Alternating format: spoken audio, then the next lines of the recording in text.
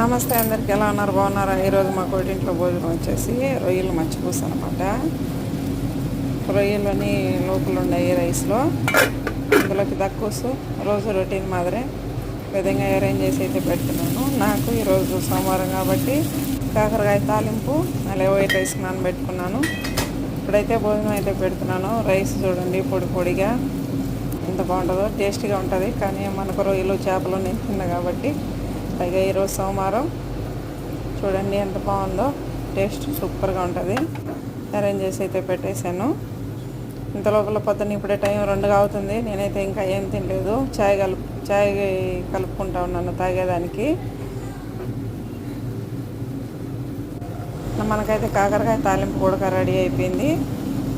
ఇలా పప్పుల పొడి వేసి చేసుకుంటాను నేను. చాలా బాగా టేస్టీగా ఉంటుంది, సేదు కూడా అనిపించదు. వీడియో కనుక నచ్చితే ఒక లైక్ చేయండి.